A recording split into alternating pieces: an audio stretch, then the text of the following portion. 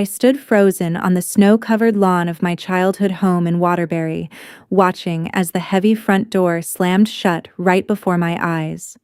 My name is Beatrice, and on the very night I turned 18, the only world I had ever known was stripped away with a single violent shove. I could still hear the echoes of my stepmother's voice ringing through the frigid Connecticut air, a sharp contrast to the warm yellow light glowing from the windows where I was no longer welcome. Sheila had dragged my worn duffel bag to the porch, throwing it into the slush with a look of pure triumph, while declaring that my presence was a burden they would no longer endure. I looked up at the second-floor window and saw my father Lawrence standing motionless behind the glass, yet he offered no gesture of protest or a single word to defend his only daughter. The silence from his side was more piercing than the winter wind, proving that he had chosen his new life over the girl he had once promised to protect. Sheila leaned out one last time to hiss her final command, telling me to get lost because this house didn't need me anymore, and that I should never show my face there again to beg for anything.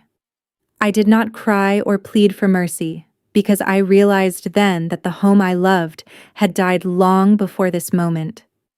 I simply hoisted the damp strap of my bag over my shoulder, turning my back on the betrayal, to walk toward the flickering neon sign of the homeless shelter at the end of the street. Before we move forward with this journey of justice, if stories about overcoming betrayal mean something to you, please hit that subscribe button right now. Tell us in the comments which city you are watching from, because we truly value seeing how far these messages of resilience travel across the world.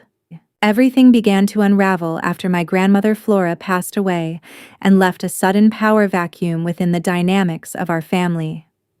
My stepmother Sheila wasted no time in seizing control of the household, driven by a desperate greed to secure every asset before I could realize my legal standing as the sole legitimate heir.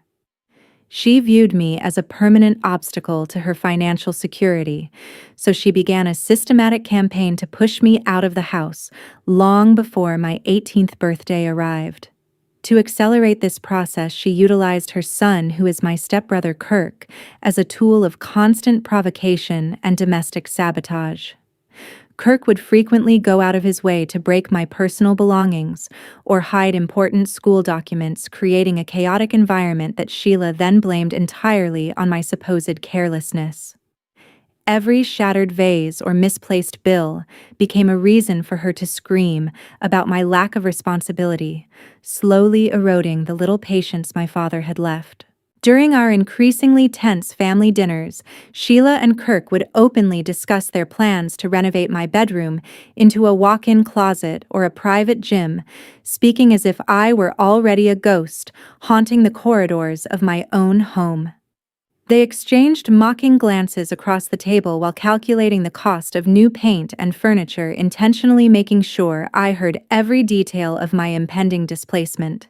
The most painful part of this betrayal was not Sheila's overt malice, but the baffling passivity of my father Lawrence, who had become a hollow shell of the man I once knew. I eventually discovered that his silence was bought through a shameful secret involving hidden gambling debts that Sheila had discovered and used to hold him in a state of total submission. She leveraged his fear of a public scandal to force him into signing a series of high-interest loan documents, effectively using our family home as collateral for her personal spending sprees. Whenever I tried to speak to Dad about the missing furniture or the strange men visiting the house, he would simply stare at the floor and tell me to stop making trouble for everyone. Sheila had managed to turn him into an accomplice in my downfall, ensuring that he would never raise a finger to protect me from her cruelest whims. She spent her afternoons huddled with him over legal papers, whispering about the necessity of streamlining the family estate for the sake of their collective future. As the months passed, the atmosphere inside the house became so thick with resentment that I could barely breathe whenever I walked through the front door. Kirk took great pleasure in reminding me of my precarious position, often blocking the hallway, just to whisper that my time in the house was rapidly running out. He delighted in the power his mother gave him, knowing that any retaliation on my part would only provide Sheila with more ammunition to use against me. One evening, after I had spent hours studying for my final exams, Sheila walked into the kitchen and told Lawrence that he couldn't keep me here any longer because I would only ruin the bright future they were building for Kirk. She argued that my presence was a drain on their resources, and since I was legally an adult now, it was time for me to face the harsh realities of the world without their support. I sat at the kitchen island listening to them barter away my life like a piece of unwanted furniture, realizing that the man who raised me was no longer capable of love. The final blow came with a calculated coldness that I will never forget as long as I live. Sheila had secretly arranged for the locksmith to change every entry point to the house, while I was out on a short walk, effectively stripping me of my right to shelter before I could even process the transition. She had also spent weeks meticulously forging a series of residency waiver documents, making it appear as though I had voluntarily chosen to leave the property and forfeit my claims. When I returned and found my key useless in the lock, she simply cracked the window to tell me that I still believed this house belonged to me, but that I should keep dreaming while I walked away into the night. She laughed as she watched me struggle with my heavy bag, her face a mask of triumph as she officially closed the chapter on my childhood. Lawrence stood in the shadows behind her, a silent witness to the theft of my birthright, as they both watched me disappear into the bitter winter darkness of Waterbury. 1 week after that cold night I was cast out, I realized that being strong was the only option for survival within the crowded walls of the St. Luke homeless shelter. Life in this corner of Waterbury was a jarring symphony of constant noise, where the lack of privacy felt like a physical weight pressing against my chest every hour of the day. I shared a cavernous room with dozens of strangers whose desperate eyes mirrored my own exhaustion, creating an atmosphere thick with unvoiced grief and the sharp scent of industrial cleaning fluid. Sleep was a luxury that rarely visited my thin cot because the sounds of coughing and muffled arguments echoed through the hallways until the early morning light filtered through the high barred windows. I learned to keep my small duffel bag tucked securely under my head, knowing that in a place where everyone had lost everything, even a spare sweater was a target for theft.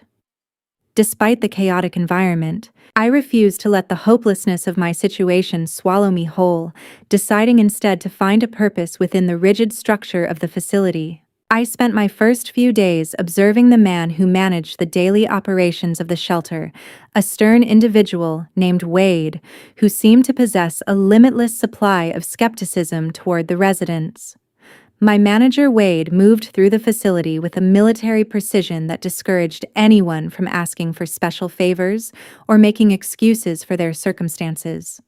When he first handed me a mop, he watched me with narrowed eyes as if expecting me to give up the moment my hands began to blister from the harsh soap.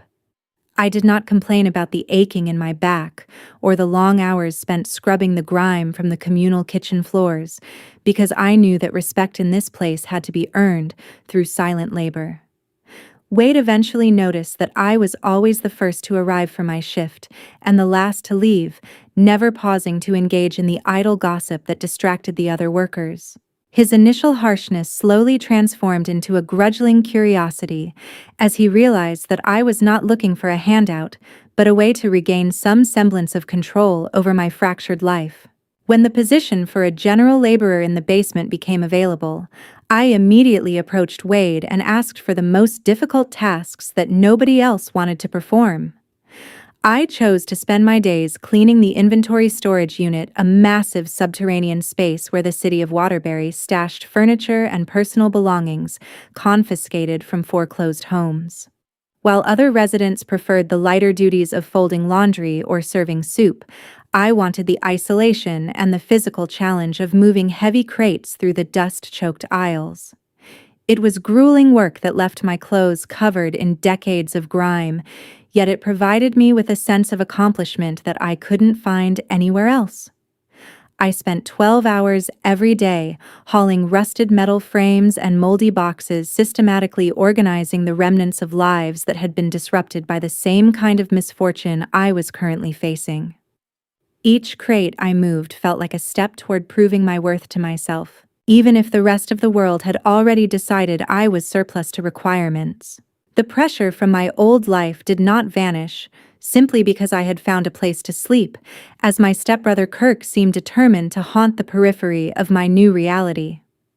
He would occasionally drive his shiny car past the shelter during my afternoon break, slowing down just enough to toss cruel remarks in my direction while I sat on the concrete steps.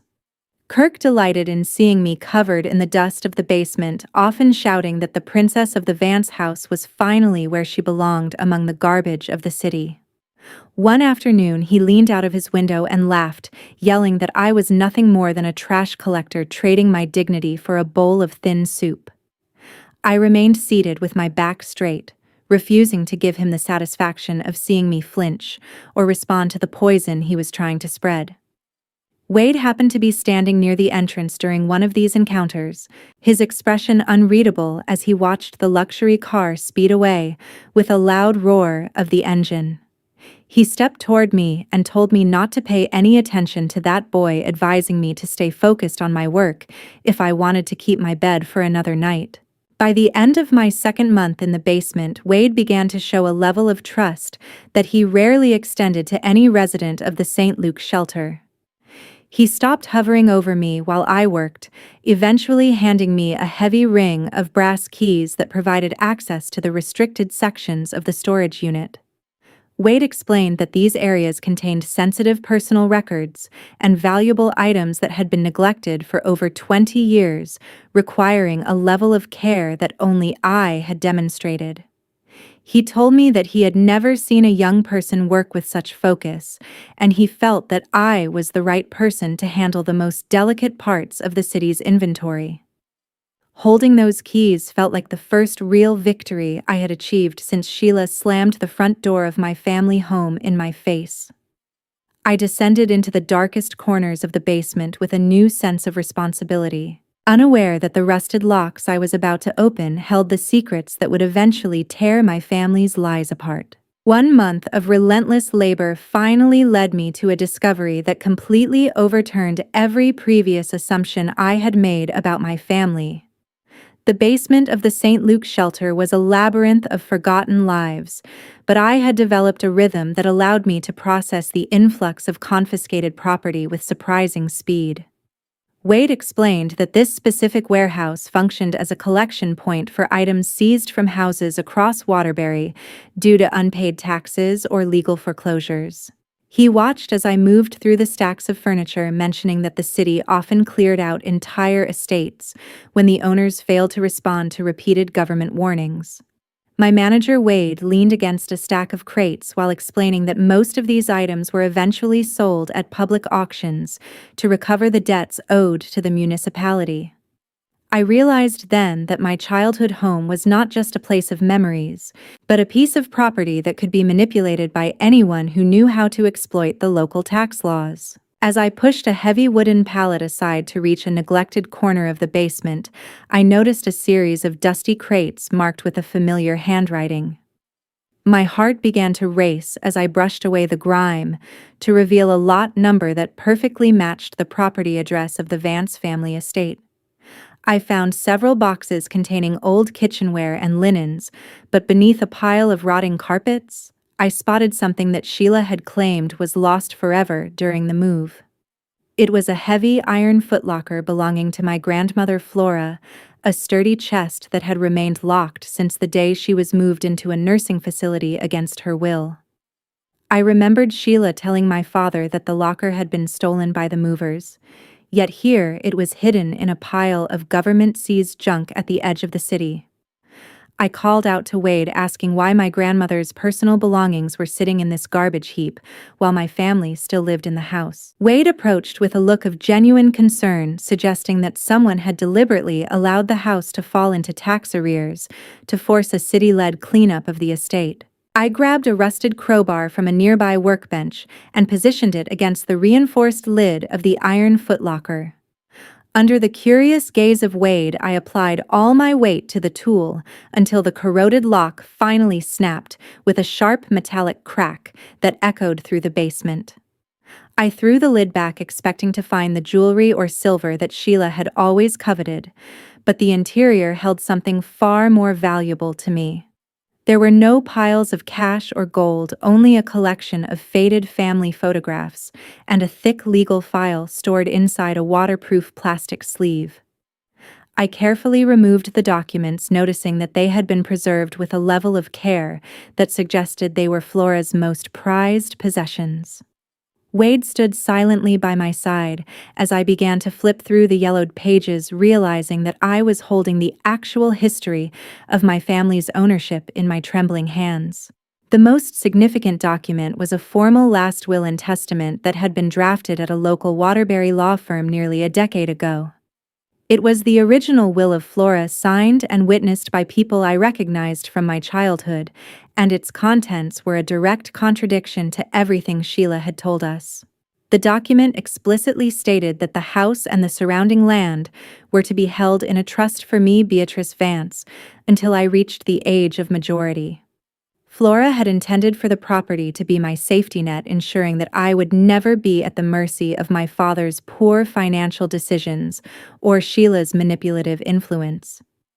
I stared at the official seal on the paper, feeling a mixture of intense relief and a burning anger at the scale of the deception that had been practiced against me. Sheila had not just kicked me out of a house. She had stolen a legacy that had been legally mine since the day my grandmother passed away. Wade looked over my shoulder at the legal language on the page, his face hardening as he understood the implications of what we had found. He pointed to a secondary file containing tax receipts, noting that the property taxes had been paid up until the very month Sheila began her campaign to remove me. It became clear that Sheila had stopped the payments on purpose, allowing the city to intervene so she could claim the house was a financial liability. Wade told me that it looked like someone had intentionally invited the city to haul away the memories of my grandmother to hide the existence of this very locker. I gripped the file tightly, knowing that these papers were the weapon I needed to reclaim my life and expose the criminals living under my roof. The keys that Wade had given me earlier had led me to the truth, and I was no longer a homeless girl begging for a place to sleep. 3 days after finding the iron locker, I spent every minute of my lunch break comparing the signatures on the legal documents against the handwriting in my mother's old diary. I sat in a secluded corner of the basement where the dim light barely allowed me to see the fine details of the ink on the faded parchment. My hands trembled as I realized that the signature of my biological mother on the property transfer deed from 2010 was a complete mismatch with her elegant cursive script. It was a crude imitation that lacked the fluid motion of her actual handwriting, looking more like a jagged drawing than a legitimate legal authorization. Sheila had been so arrogant in her deception that she barely bothered to mimic the slanted pressure of my mother's pen. I laid the papers side by side on a crate, noticing how the V in our last name on the deed was stiff and forced compared to the soft loops found in the letters my mother wrote to me as a child. This was not just a clerical error or a misunderstanding, but a blatant act of fraud designed to strip me of the home that should have been my sanctuary. The deeper I dug into the file, the more I uncovered the systematic cruelty of the woman who had replaced my mother in our household. Sheila had gone as far as fabricating medical records for my grandmother Flora to suggest she was suffering from severe mental decline during the time she drafted her final will. These forged doctor's notes were used to convince a local notary that Flora lacked the capacity to make her own decisions, effectively allowing Sheila to bypass the legal trust. She had manipulated the system by creating a false narrative of illness to silence the woman who truly cared for my well-being. My manager, Wade, walked past my station and paused when he saw the intensity in my eyes as I cross-referenced the dates of these medical entries.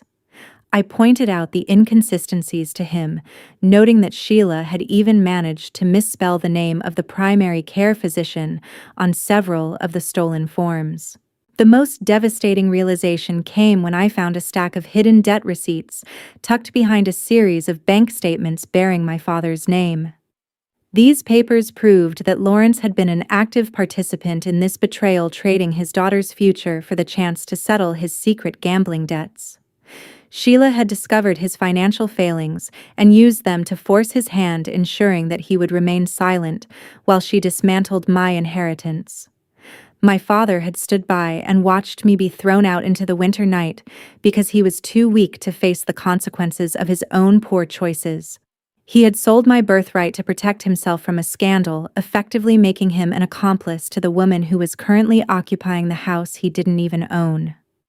I felt a cold surge of resolve replacing the hollow grief that had occupied my heart since the night I arrived at the St. Luke's shelter. The timeline of this fraud was meticulously planned, with most of the illicit transactions occurring just months after my mother passed away. Sheila had moved with predatory speed, taking advantage of our collective grief to rearrange the family's legal affairs before I was old enough to ask questions. She had choreographed every move, from the cessation of property tax payments to the deliberate hiding of Flora's personal iron locker in this city-run storage unit. Every signature and every forged medical note was a calculated step in a long-term strategy to ensure that I would end up with nothing. I was no longer a victim of a simple family dispute, but the target of an organized criminal scheme that had been operating under my nose for nearly a decade. Wade stood over my shoulder as I began to compile a detailed list of every document I would need to present to a judge in order to reclaim my life. He watched me sort the papers with a grim expression, warning me that I was dealing with desperate people who had everything to lose if the truth came out. He emphasized that I needed a lawyer who was not only skilled in property law, but also courageous enough to challenge the fake documents Sheila had planted in the official records. I did not flinch at the danger or the complexity of the task ahead, because the burning desire for justice had become my primary motivation for every waking hour. I looked at the signature on the deed one last time before tucking the file securely into my bag, ready to turn these papers into the evidence that would finally bring the Vance family empire crashing down. The next 2 weeks were an arduous journey as I struggled to find a single legal professional who would believe the staggering truth behind my story. I walked through the business district of Waterbury with my heavy file tucked under my arm, visiting several prestigious law firms only to be met with polite dismissal or outright mockery. The first 2 attorneys I encountered barely glanced at the iron locker documents, treating me like a delusional homeless girl who had spent too much time dreaming in the basement of a shelter. They saw my worn boots and dusty jacket before they ever saw the evidence, assuming that a teenager with no permanent address couldn't possibly possess the deed to $1 million estate. One younger associate even suggested that I should focus on finding a stable job instead of chasing ghosts from my grandmother's past, leaving me standing on the sidewalk with a burning sense of injustice. I refused to let their narrow-mindedness extinguish my resolve, knowing that the truth was buried deep within the yellowed pages of Flora's original will. Seeing my mounting frustration, Wade decided to intervene by utilizing a long-standing personal connection with a prominent figure in the local legal community. My manager, Wade, explained that he knew a man named Henderson who had a reputation for absolute integrity and a specific interest in cases involving elder exploitation. He reached out to my lawyer Henderson, describing the physical evidence I had recovered and the systematic way I had been removed from my own heritage. Wade told me that Henderson was not the type of person to be swayed by appearances, as he had spent his entire career fighting for victims who had been silenced by the wealthy and the corrupt. This recommendation was the first real glimmer of hope I had felt in weeks, providing me with the courage to walk into one last office with my head held high. Our fateful meeting took place in a quiet office filled with the scent of old paper and leather-bound books, where Henderson listened to my account without once interrupting. He spent over an hour meticulously examining the contents of the iron locker, his eyes narrowing as he compared the forged medical notes against the authentic signatures of my grandmother.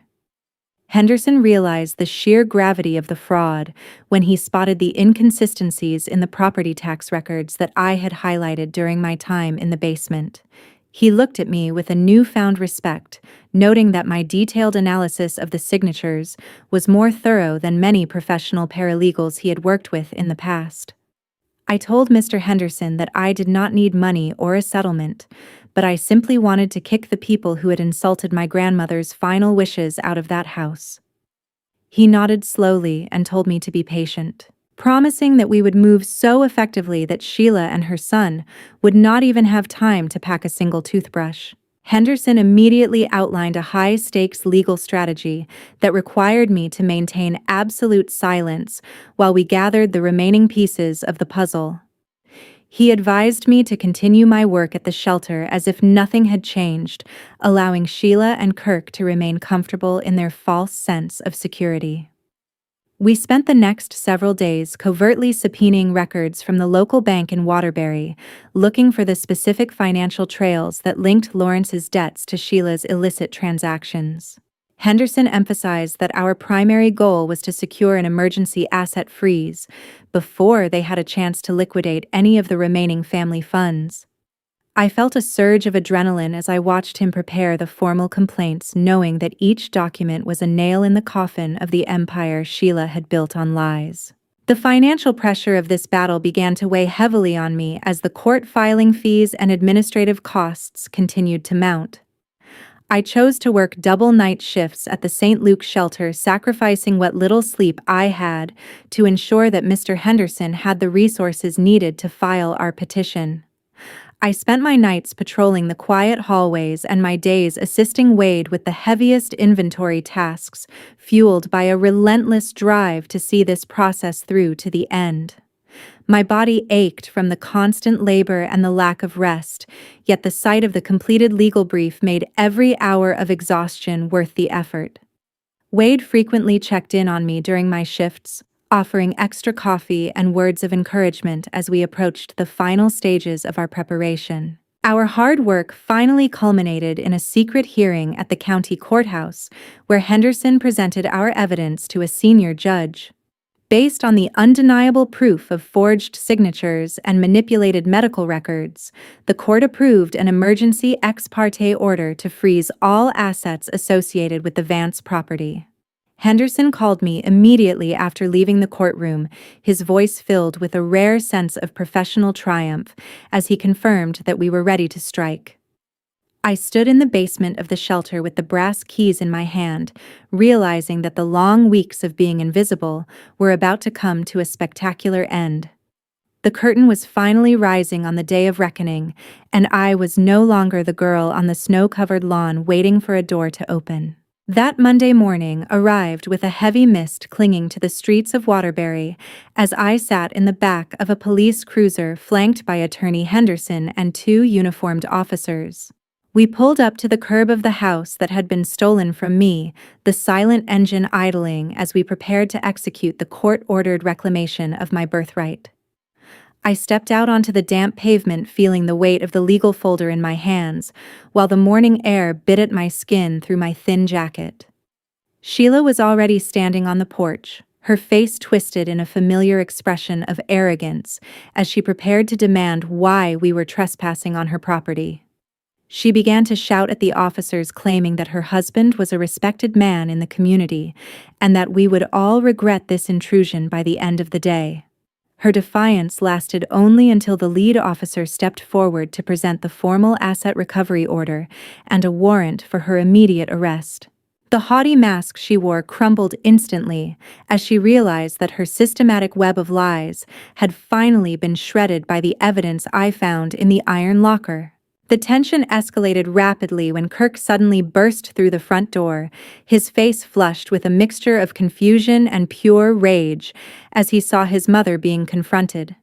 He looked at the legal folder I was holding and lunged forward with a desperate snarl, reaching out to snatch the proof of their crimes right out of my hands. One of the officers reacted with lightning speed, stepping into Kirk's path and forcing him to the ground before he could ever make contact with me. I stood perfectly still as the officer pinned him to the wet grass, the metallic clicking of handcuffs echoing through the quiet neighborhood as Kirk began to shout obscenities. I called out his name, clearly telling Kirk to keep his mouth shut, while the officer read him his rights because he was no longer the master of this domain. I looked down at him with a cold sense of finality, informing Kirk that from this moment forward, he was nothing more than an illegal intruder within the walls of my home. While the chaos unfolded on the lawn, I caught sight of my father Lawrence standing in the shadows of the living room with a look of total devastation on his face. He moved slowly toward the doorway, his hands trembling as he stared at the police officers who were now entering his house to conduct a formal search. Lawrence looked at me with eyes that were hollowed out by shame, realizing that every forged document and secret debt had been exposed to the light of day. He tried to take a step toward the porch, whispering that he had no other choice, and begging me to understand the impossible position Sheila had put him in. I did not move to comfort him or offer a single word of forgiveness because his weakness had allowed a predator to dismantle my future for the sake of his own comfort. Lawrence simply stood there, a broken man who had sold his daughter's safety to hide his own failings, while the law finally stripped him of the house he had failed to protect. The situation inside the house became even more dire as the officers began to search Sheila's private office and the heavy safe hidden within the master bedroom. They quickly discovered a secondary cache of forged medical records and illicit bank transfer slips that Henderson had suspected were being kept as leverage against my father. These documents provided irrefutable proof that Sheila had been orchestrating a multi-year scheme to siphon funds from the family trust into her private offshore accounts. Henderson stood by my side as the evidence was tagged and bagged, noting that the sheer volume of fraudulent activity would likely lead to a decade of federal prison time. We watched as the officers moved through the rooms I had once loved, reclaiming the property that Flora had intended for me with every box they carried out to the sidewalk. The final moments of the encounter were marked by a grim silence as Sheila and Kirk were led toward the waiting police vehicles under the watchful eyes of our curious neighbors. People who had once turned a blind eye to the way I was treated now stood on their porches whispering as they watched the arrogant mother and son being hauled away in disgrace. Sheila continued to mutter threats under her breath, but her words lacked the poisonous bite they once held when she was the queen of the Vance estate. I stood on the sidewalk next to Henderson, watching as the doors of the cruisers were slammed shut, officially ending the reign of terror that had started on the night of my 18th birthday. I realized then that the girl who was cast out into the snow was gone, replaced by a woman who knew exactly what she was worth and how to fight for it. 3 months after the legal proceedings concluded, the Superior Court in Waterbury delivered the final judgments that would permanently alter the landscape of my family. I sat in the quiet gallery of the courtroom as the judge read the sentencing for Sheila, who stood with a pale face while her lawyer looked toward the floor in defeat. Sheila received a 7-year prison sentence for her extensive role in forging my grandmother's will and orchestrating a massive financial fraud that spanned nearly a decade. The evidence we recovered from the iron locker had provided a trail of deceit so clear that the jury required only 2 hours to reach their guilty verdict. Watching her being led away in handcuffs did not bring me joy, yet it provided a profound sense of closure for the woman who had spent years trying to erase my existence. The justice system had finally recognized the value of the legacy that Sheila had tried so desperately to steal from a teenage girl with no place to go. The consequences of this betrayal were equally severe for my father Lawrence and his son Kirk, who found themselves facing a reality they had never anticipated. My father was legally stripped of his right to manage any part of the family estate due to his active complicity in the fraudulent property transfers. Without Sheila's calculated manipulation to protect them, Lawrence and Kirk were forced to move into a cramped social housing unit on the outskirts of the city. I watched from a distance as they hauled their remaining bags into a small apartment, realizing that they had lost the luxury they once traded my safety for. Kirk no longer drove a shiny car or shouted insults at me from across the street, as he was now forced to work long hours just to cover their basic living expenses. They were left to face the consequences of their choices in a world that no longer offered them the unearned privileges of my grandmother's hard work. The most difficult part of this transition was the final legal meeting where I signed the documents to formally sever every tie to my father. I met Lawrence in a neutral office where he sat across from me with trembling hands and attempted to offer a desperate apology for his years of silence. He begged for a chance to start over, but I did not offer a single word of reconciliation because some betrayals are too deep for a simple apology to heal. I signed the papers that ended my legal and financial obligations toward him, choosing to walk away from the toxicity that had defined my life since the night Sheila closed the front door. I realized that my father had made his choice long ago, and my only duty now was to protect the future that I had fought so hard to reclaim. I decided that I could not stay in the house at Waterbury, so I made the choice to sell the property to a young family looking for their first home. I wanted to erase the dark memories of those cold hallways and replace them with the sound of laughter and new beginnings for people who would truly cherish the land. The sale provided me with a substantial financial foundation, allowing me to let go of the physical remnants of a past that had almost broken me. I stood on the sidewalk one last time to watch the new owners move in, feeling a strange sense of peace as I realized the house was no longer a cage. By letting go of the property, I was finally able to fully embrace the person I had become during those grueling months at the St. Luke's shelter. I felt a strong desire to honor the place that had humanged me during my darkest moments, so I donated a significant portion of my inheritance to the facility. My manager, Wade, accepted the funding on behalf of the center, noting that it would be used to build a new legal aid department specifically for homeless youth. We sat in the basement one last time where Wade told me that he had never seen a resident transform their life with such calculated precision and grace. Knowing that other teenagers would now have the legal support they needed to fight back against predators like Sheila brought me more satisfaction than the money itself. I kept the iron locker as a reminder of where my journey began, but I filled it with my own records of success. The story ends with me standing on the banks of the Naugatuck River, watching the early morning sun rise over the water while holding the keys to my own future. I had used the remaining funds to open a small mechanical workshop where I could apply the skills I had honed while working in the shelter's inventory basement. I felt a settle in my chest as I realized that the pull I had felt toward tools and machinery had finally led me to the place where I belonged.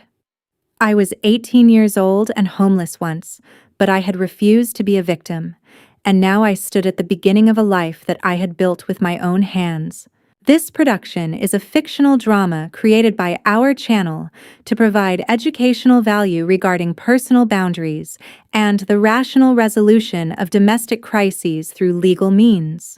We aim to empower viewers with knowledge on protecting their rights, while maintaining emotional resilience in the face of deep betrayal. In this story, Beatrice demonstrated extraordinary strength by choosing a path of absolute detachment from her toxic environment. Instead of seeking revenge through violence, she utilized logic and the justice system to reclaim her dignity. The antagonists faced the inevitable consequences of their own fraudulent choices, proving that greed ultimately leads to total loss. Justice is rarely a spontaneous event, as it requires immense persistence and the intellectual courage to defend your own legal rights when society attempted to render you invisible. You must be your own strongest advocate when those who are supposed to protect you choose the path of betrayal. The true definition of a family is built upon the pillars of mutual respect and absolute honesty, rather than being determined by the mere biological coincidence of a shared bloodline. Loyalty that is bought through secrets or manipulation is a hollow bond that will inevitably crumble under the weight of the truth. Your personal self-worth is never defined by your current circumstances or the lack of a permanent address, but rather by the unwavering dignity you maintain while working toward your own rebirth. We would like to express our deepest gratitude to every viewer who stayed with us until the very final moment of Beatrice Vance's journey. Your time and support mean the world to us as we continue to share these stories of resilience. What is your honest perspective on Beatrice's choice to cut all ties with her biological father?